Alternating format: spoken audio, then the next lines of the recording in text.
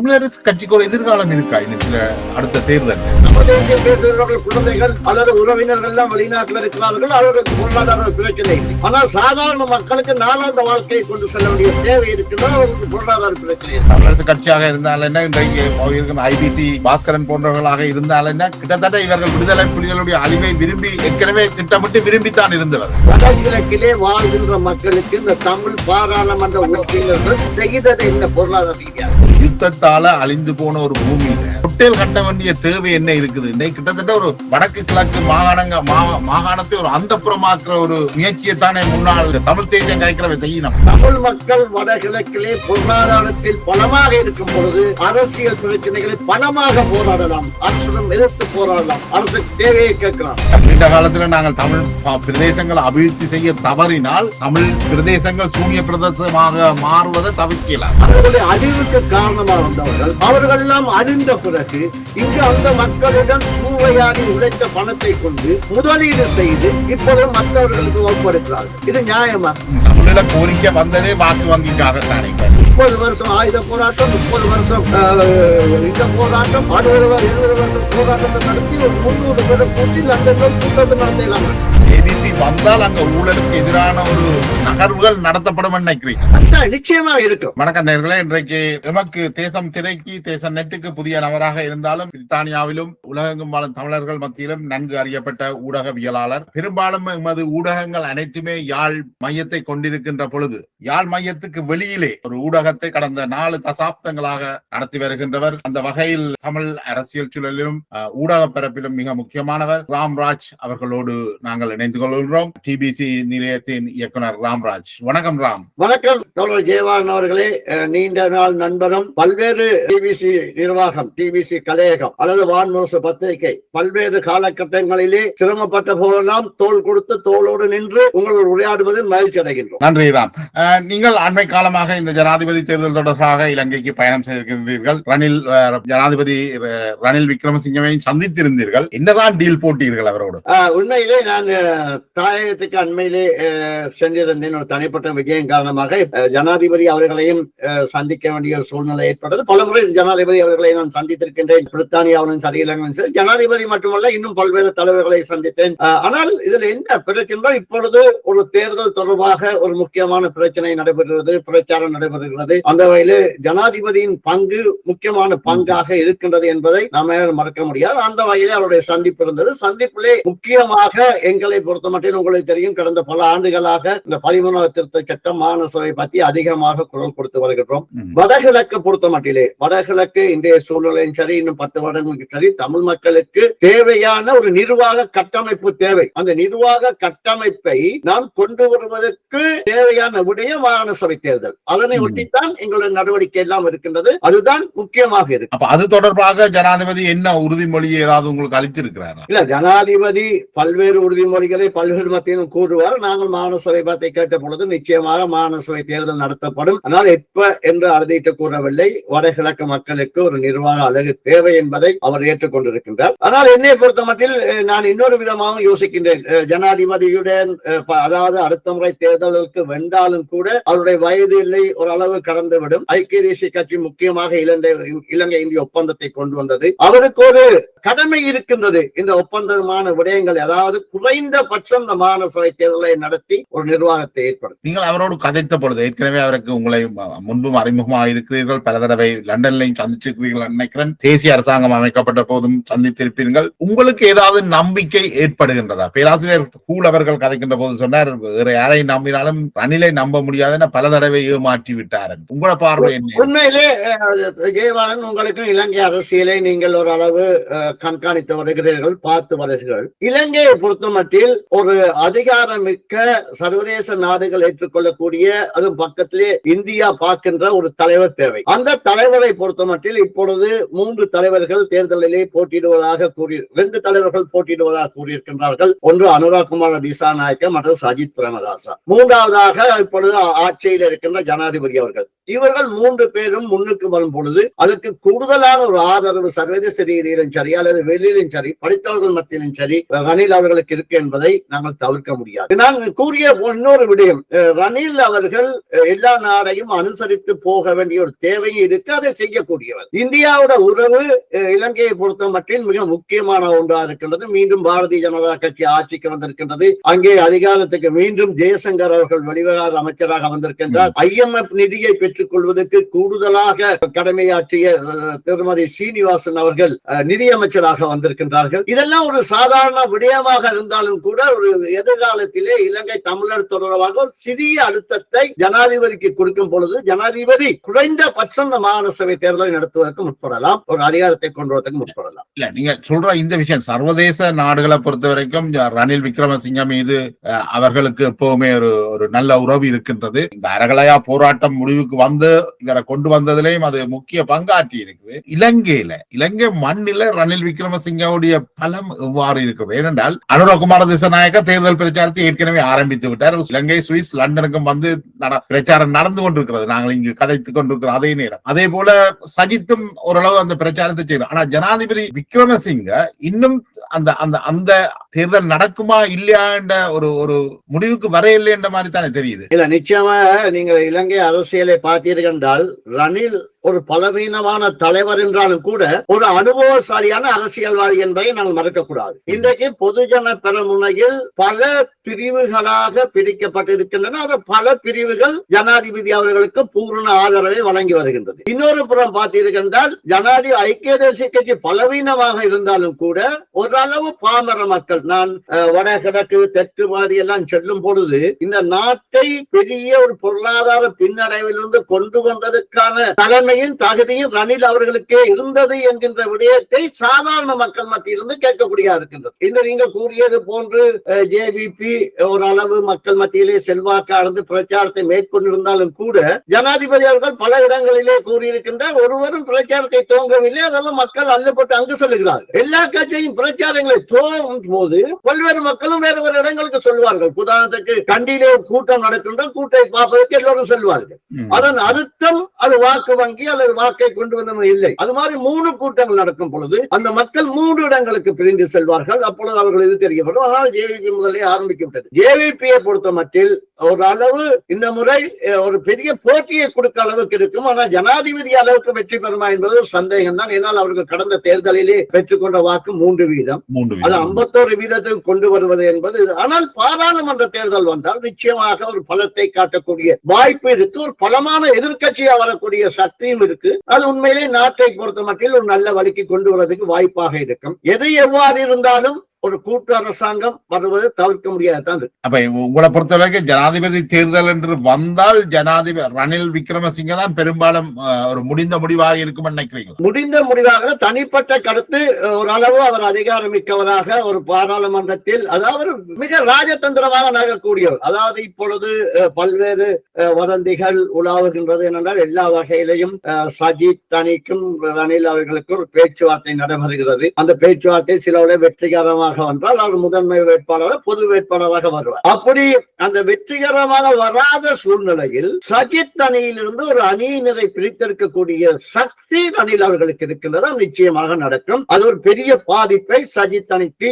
ஒரு பலவீனத்தை உருவாக்கும். மஹிந்த ராஜபக்ஷ அவர்களுடைய பிரிவு வந்து ஜனாதிபதி ரணிலுக்கு தன்னுடைய முழுமையான ஆதரவை வழங்கும் நினைக்கிறீங்களா அல்லது அவர்கள் தாங்கள் ஒரு வேட்பாளரை நிறுத்த வாய்ப்பு இருக்கா? நிச்சயமா இது ஒரு முக்கியமான கேள்வி, நல்ல கேள்வி. பொதுவாக கோத்தபாய அல்லது மஹிந்த ராஜபக்ச அல்லது பசில் ராஜபக்ச அவர்களுக்கு தெரியும் ரணில் தவறு அவர்களால் ஜனாதிபதி தேர்தலை வெல்ல முடியாது என்பதும் தெரியும். அவர்கள் போடுகின்ற வேட்பாளரும் வெல்ல மாட்டார் என்பதும் தெரியும். ரணில் அவர்களுக்கு வரும் பொழுது அவர்கள் பாதுகாப்பாக இருப்பார் என்பதும் அவர்களுக்கு தெரியும். அவர்கள் தங்களை பாதுகாத்துக் கொள்ள வேண்டும் என்றால் நிச்சயமாக ரணிலை போன்றவர்களை ஆதரித்து அவரை கொண்டு வர வேண்டிய தேவை இருக்கு என்பது பசிலாக்களுக்கு நன்றாக மஹிந்த ராஜபக்சவும் நல்லாவே தெரியும். இரண்டாவது விடயம், அவருக்கு மட்டுமல்ல பொதுஜன பெரமுனையில் நிறைய ஊழல்வாதிகள் இருக்கிறார்கள். இந்த ஊழல்வாதிகளுக்கெல்லாம் ஒரு சிக்கலை ஏற்படுத்தும் ரணில் வராவிட்டால், ரணில் வந்தால் வழக்க போடாத பாதுகாப்பாக வைப்பார் என்பது அவர்களுக்கு தெரியும். ஏன்னா அறகலையிலிருந்து எப்படி பாதுகாத்து அவர் ஓரளவு பேசக்கூடிய சக்தியை உருவாக்கி வைத்திருப்பது ரணில் நடவடிக்கை. அது அவர்கள் எதிர்பார்க்கிறார்கள். அந்த வகையிலே அவர்கள் முழுமையாக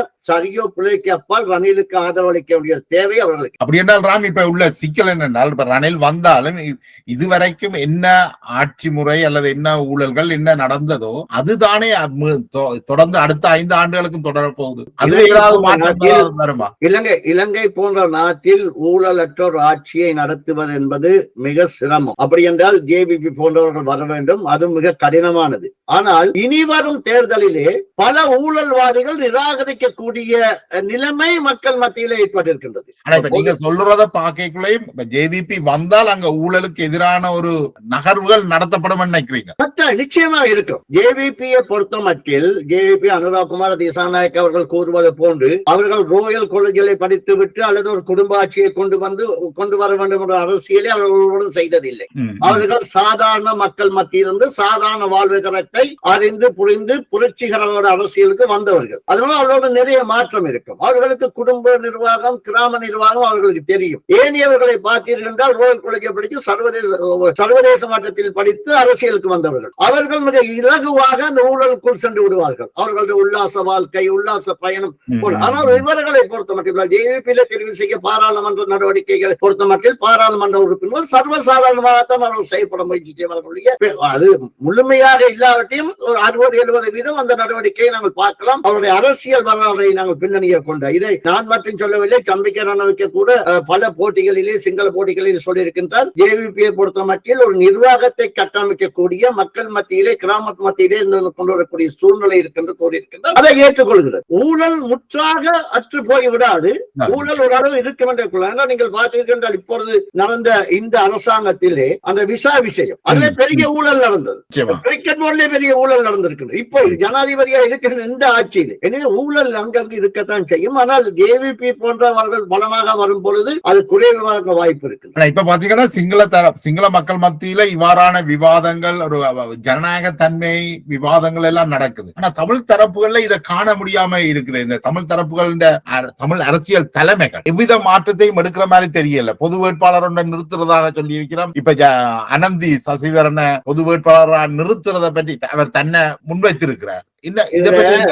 விஷயத்தை பார்க்கணும். தமிழ் தரப்பு இன்னும் ஒரு தேசிய அரசியலிலே ஈடுபடுவதற்கு இன்னும் தயார் இல்லை. அப்படி தேசிய அரசியலை பற்றி அவர்கள் பேசினார்கள் என்றால் அவர்கள் அடுத்த முறை பாராளுமன்றத்துக்கு வரமாட்டேன் என்று அவர்கள் நினைக்கின்றார்கள். தாங்கள் பலவீனமா போய் அதனால அவர்கள் தமிழ் தேசியத்தை முன்னிறுத்தி தங்களுடைய அரசியலை நடத்த வேண்டிய தேவை இருக்கின்றது. இப்ப உங்களுக்கு தெரியும், தமிழரசு கட்சியில 2 விதமான கருத்துக்கள் இருக்கின்றன. பொது வேட்பாளருக்கு எதிராகவும் ஸ்ரீதரன் பொது வேட்பாளருக்கு ஆதரவாகவும் கருத்துக்களை முன்வைக்கிறார்கள். தமிழரசு கட்சிக்கு ஒரு எதிர்காலம் இருக்கா இன்னும் சில அடுத்த தேர்தல்? இல்ல, போற போக்க பார்த்தா தமிழரசு கட்சி இன்னும் பலவீனமா தான் போகும். தமிழரசு கட்சியோட பலவீனமான நடவடிக்கைகள் இப்பொழுது தெரிகிறது. அது சுமந்திரன் கடுமையாகவே இந்த பொது வேட்பாளர் விடயம் பதியெடுக்கிறார். நீங்க அண்மையிலே பார்த்தீர்கள், வடபகுதிக்கு விஜயம் செய்த தலைவர்கள் கூட சுமந்திரனை அணுகித்தான் சந்தித்திருக்கின்றார்கள்.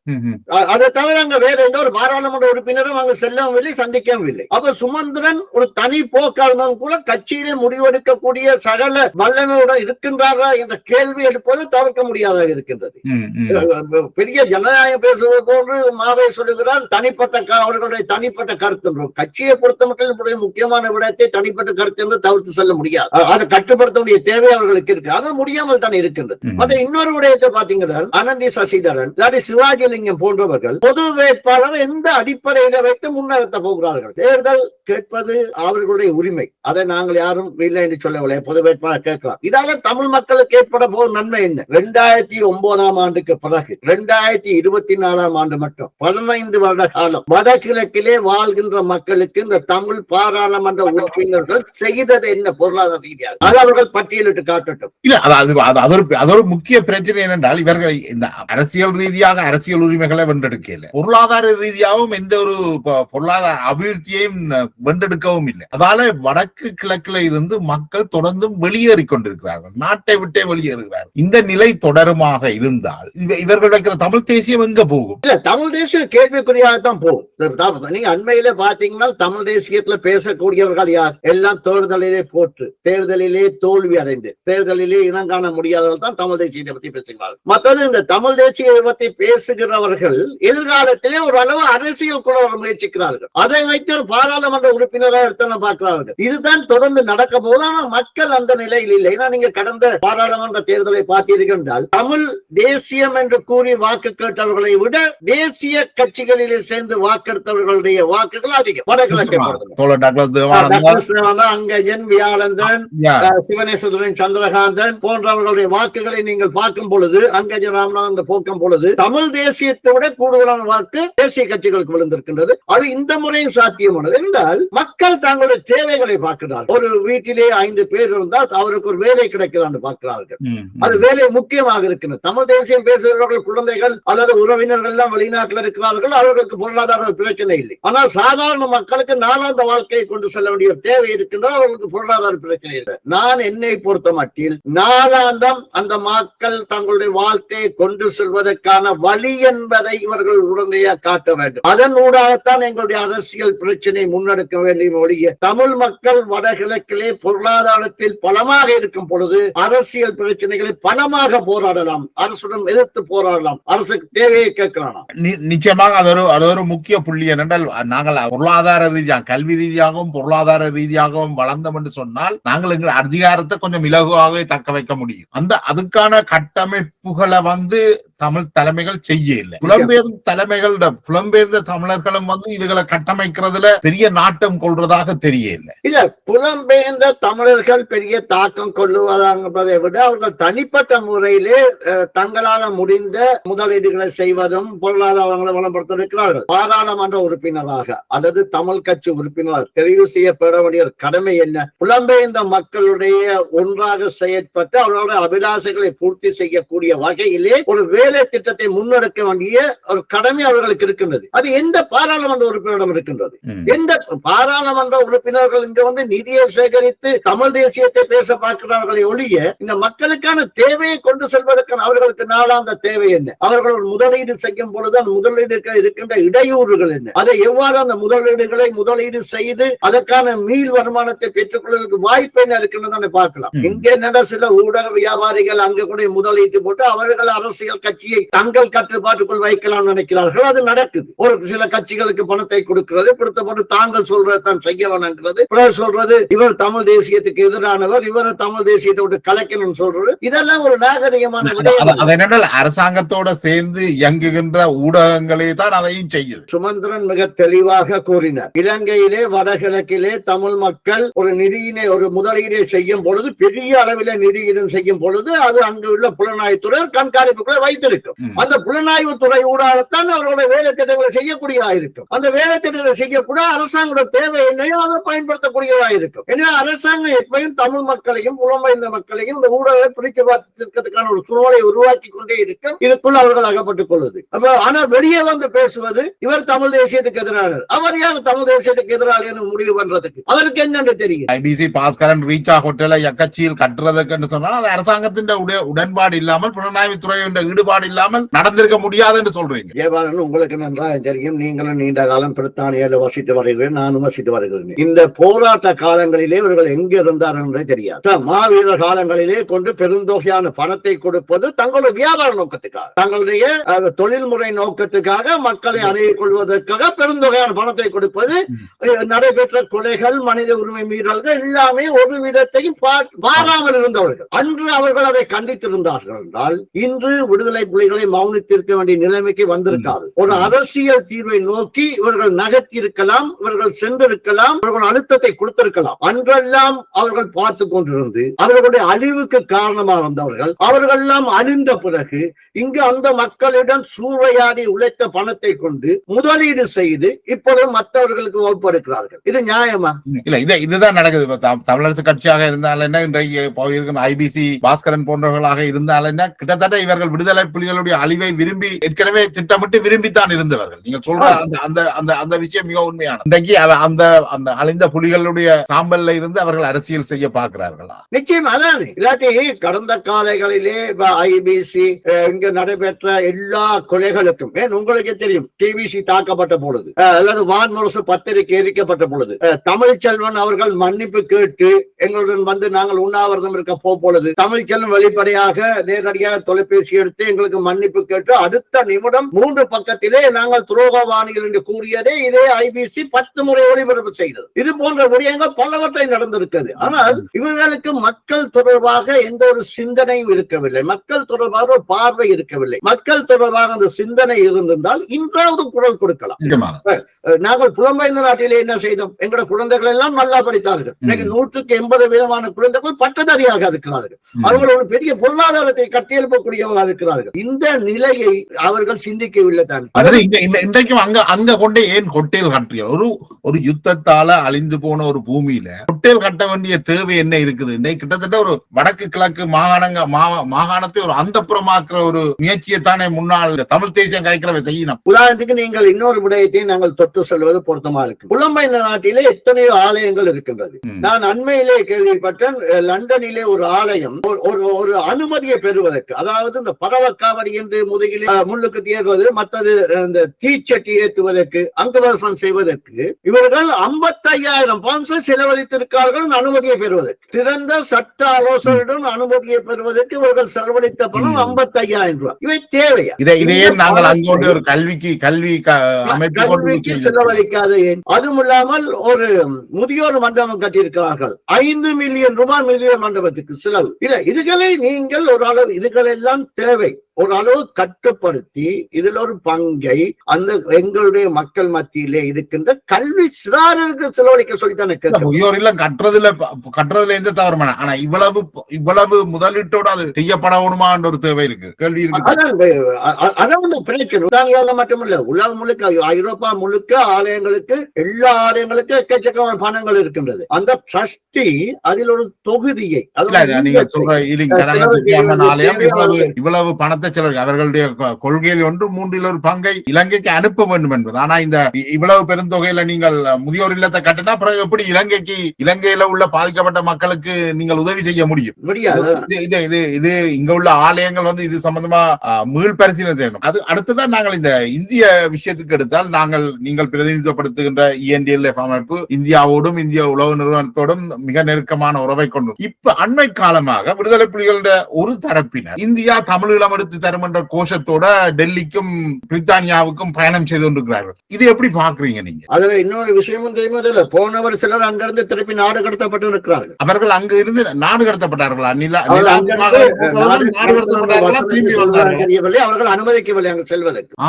அவர்கள் கொஞ்சம் பெரிய, அதாவது இந்த இந்து மதத்துக்குள் சென்று அந்த மதவாதிகள் கூட இந்த பிரச்சாரத்தை முன்னெடுத்து வேற மாநிலங்களுக்கு சென்று பிரச்சாரத்தை முன்னெடுத்தார்கள். அது பெரிய அளவில் அதற்கான அனுமதியை இந்திய மத்திய அரசு கொடுத்ததாக தெரியவில்லை, கொடுக்க போல தேவையும் இல்லை. மற்ற இன்னொரு விஷயம், சரி பிழைக்கு அப்பால் பல புலம்பெயர்ந்த அமைப்புகள் இந்திய மத்திய அரசியல் நாடி போவதற்கான முயற்சிகளை செய்கிறது. அவர்கள் அதுக்கான தேவை வரவில்லையோ இல்லையோ தெரியவில்லை, அவர் அணுகவில்லை.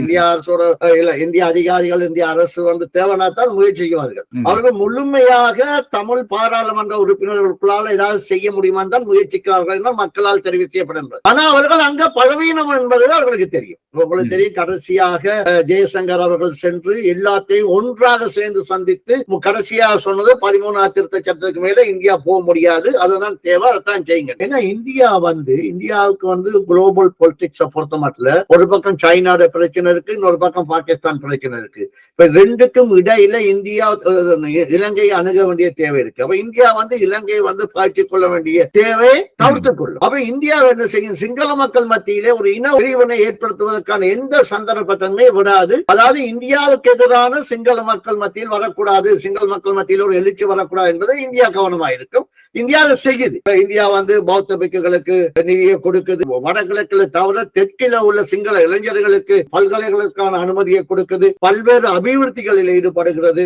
குறிப்பாக பாத்தீங்கன்னா மலையகத்திலே 1000 வீடை கட்டி கொடுப்பதற்கு முயற்சி செய்கிறது. அது போன்ற வடகிழக்கிலே செய்வதற்கு தமிழ் எம்பிகள் பலவீனமாக இருக்கிறார்கள். வரலாறு சொல்ல போனால் முதலாவதாக தமிழரசு கட்சி விட்ட பெரிய தவறு என்னென்றால், சம்பந்தன் அவர்களை இந்தியா அழைக்கும் போது போவார்கள். அதற்கு கூறின காரணம் மாவி அவர்களுடைய மகனுக்கான திருமணத்துக்கு செல்ல வேண்டி இருக்கின்ற முதல் கூறினார்கள். இரண்டாவதாக கூறினார்கள் பாஸ்போர்ட் முடிஞ்சு போய்விட்டது, பாஸ்போர்ட்டுக்கு போக முடியாது. என்ன காரணம் என்று பிறகு பார்த்தா சம்பந்தனையா இருக்கிறது இன்னும் எதிர்கட்சி தலைவரின் வீட்டில். அதுக்கு மஹிந்த அவர்கள் பெரிய அழுத்தம் கொடுத்தனால் அவர் அந்த போக முடியவில்லை. இப்பொழுதும் அங்கத்தான் இருக்கிறார். அப்ப அதெல்லாம் ஒரு தமிழ் மக்களில் பலவீனமாக்குற விஷயம். இது இந்தியாவுக்கும் தெரியும். அப்ப இந்தியா என்ன செய்யும்? அண்மையிலே சுமந்திரன் கண்டு காய்ச்சல் என்றால் ஏன் இந்தியா வந்து எல்லாத்தையும் கூப்பிட்டு கலைக்கல? ஏன்னா இந்தியாவுடைய மொழி ரீதியாக கையாளக்கூடிய ஆட்களும் தேவை. எங்களுடைய தமிழ் கட்சிகள் அதுலையும் பலவீனமா இருக்கிறார்கள். இந்திய தமிழ் அரசியல்வாதிகளுடைய பலவீனமான நிலை தான் கூடுதலாக தமிழ் மக்களுடைய இந்த பிரச்சனையை அடுத்த கட்டத்துக்கு கூட கொண்டு போய் இல்லாமல் இருக்கிறதுக்கு முக்கியமான காரணமாக இருக்கு. தமிழ்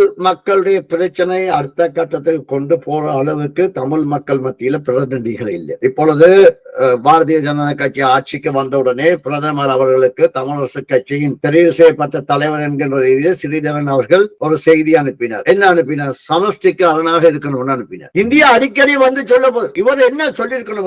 முதலாவது ஐயா, நீங்கள் ஆட்சிக்கு வந்துட்டீர்கள், தயவு செய்து மாகாண சபை தேர்தல் நடத்தி அந்த வடகிழக்கு அதிகாரத்தை எடுத்து தந்து சமஷ்டி செல்வதற்கான ஒரு முயற்சியை ஏற்படுத்தி தாங்கன்னு கேட்டிருந்தால் நியாயம் இருக்கு. முதலாவது இருக்கவே வாங்க பெற்றுக் கொள்ளணுமே. இப்ப தமிழ் தேசியவாதிகள் ஸ்ரீதரன் போன்றவர்கள் கூட வைக்கிற வாதம் என்னென்றால், அவர் அண்மையிலையும் தெரிவிச்சிருந்தார் 13வது திருத்த சட்டம் எல்லாம் இந்த சட்டமூலத்தில் இருக்கு, அதையே நாங்கள் கேட்க வேணும் என்று. இதுக்கு நீங்க என்ன பதில் சொல்றீங்க? இல்ல, இதுதான் முக்கியமான பிரச்சனை. 13வது திருத்த சட்டத்திலே முழுமையாக அமல்படுத்தும் போது வடகிழக்கு ஒரு நிர்வாக அழகு இருக்கின்றது. எந்த அளவு இருக்குது? அது சர்வதேச ரீதியாக அங்கீகரிக்கப்பட்டது. அண்மையிலே உங்களுக்கு தெரியும், முல்லைத்தீவிலே ஜனாதிபதி அவர்கள் சென்று ஒரு வைத்தியசாலை திறந்து வைத்தார். அந்த வைத்தியசாலைக்கான நிதி 4000 கோடி ரூபாய் நெதர்லாந்து அரசு கொடுத்தது. அது முன்னாள் அமைச்சராக இருந்த சத்தியலிங்கம் தான் அந்த நிதியை கொண்டு வந்தார். அந்த நிதி எதுக்குள்ள கொண்டு வடமாகாண சபைக்குள்ள கொண்டு வந்தார். இது புரியாமல் தெரியாமல் பேசுகிறார்கள். அப்ப வடமாகாண சபைக்கு இவ்வளவு அதிகாரம் இருக்கின்ற போது ஏன் இவர்கள் தொடர்ந்தும் இந்த மாகாண சபை முறைமையை வந்து ஒரு தங்களுக்கு வேண்டத்தகாத ஒரு விஷயமாகவே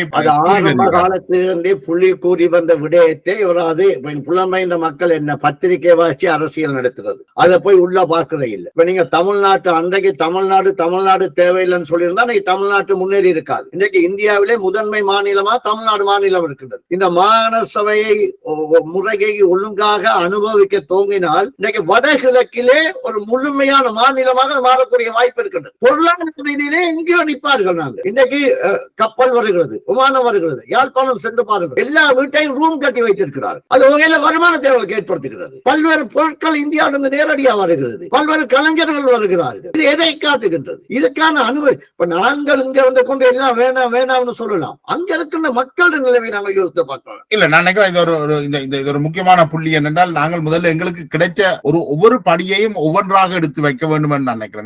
அதுல இருந்துதான் நாங்கள் அடுத்த கட்டத்துக்கு நகர வேணும். இப்பொழுது உள்ள குறைந்தபட்சம் இந்த மாகாண சபையே இருந்துதான் நாங்கள் அடுத்த கட்டத்துக்கு போகலாம். இதை விட்டுட்டு எல்லாத்தையும் உண்டா கொண்டு வந்து தாண்டால் அது சாத்தியமா என்ற ஒரு கேள்வி இருக்கு. ஜெயமான இன்னொரு விஷயம், 3 வேட்பாளர்களும் வெளிப்படையாகவே மாகாண சபை தேவையை பற்றி புரிந்திருக்கிறார்கள், பேசியிருக்கிறார்கள். இப்பொழுது தமிழ் கட்சிகள் என்ன செய்ய வேண்டும்? தங்களுடைய அரசியல் பாகுபாட்டை ஒரு பக்கத்தில் வைத்து போட்டு 3 கட்சிகளும் ஒன்றிணைந்து செல்ல வேண்டும். உங்களுடைய தேர்தல் விஞ்ஞாபனத்தை இதை உள்ளடக்குங்கள், சிங்கள மக்கள் மத்தியிலே கொண்டு செல்லுங்கள். தேர்தல் விஞ்ஞாபனத்திலே சிங்கள மக்கள் கொண்டு செல்லும் பொழுது அந்த மக்களுக்கும் தெரியும். நாங்கள் வந்து சமஷ்டி என்பதை சொல்லை விட மாகாண சபை என்று சொல்லுவது அரசியல் அமைப்பிலே இருக்கின்ற ஒரு விடயத்தை தான் நாங்கள் கேட்கின்றோம்.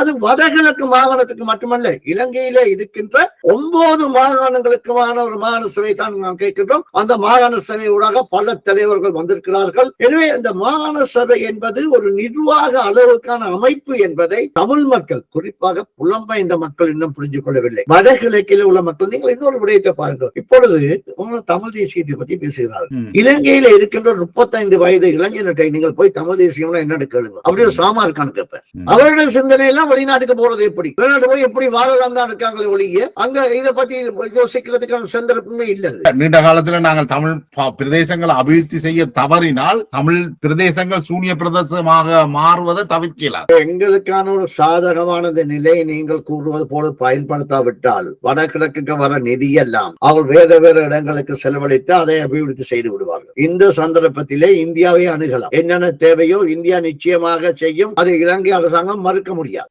இந்தியாவுக்கு இலங்கைக்கு உறவுக்குள்ளால வடகிழக்கு தேவையான விட இது ஒருத்தரும் கேட்பார் இல்லையே, கேட்கிறார் இல்லையே. எடுத்ததும் பேசுவதன் சமஸ்தி இப்ப இந்த தமிழ் பொது வேட்பாளர் எதிர தோங்கினார்கள், ஆரம்பத்திலே தமிழ் வேட்பாளர் தோங்கினார்கள், ஒரு நியாயமான விடயமா வந்தது. 30ஆம் தேதி வவுனியாவிலே நடைபெற்ற கூட்டத்தினை தொடர்ந்து 30ஆம் தேதி வவுனியாவிலே நடைபெற்ற கூட்டத்தில் 4 தீர்மானம் போட்டார்கள். அதுல சுயநிர்ணய உரிமை, தன்னாட்சி, எந்த அளவுல மக்கள் ஏற்றுக்கொள்ள மத்த இது இப்பொழுது உலகம் முழுக்க ஒரு சமாதானத்தை நோக்கி பயணிக்கிற நேரத்துல நாங்க அங்க வாழ்கின்ற சிங்கள மக்கள் மத்தியில ஒரு பிரிவினைக்கு மாறி ஒரு கருத்தை முன்வைக்கக்குள்ள எங்களுக்குள்ள பிரிவினை தான் இருக்கு. அந்த மக்கள் எங்களை நம்ப மாட்டார்களே, நம்பி எப்படி ஒரு வாக்குறுதி எங்களை தருவார்கள்?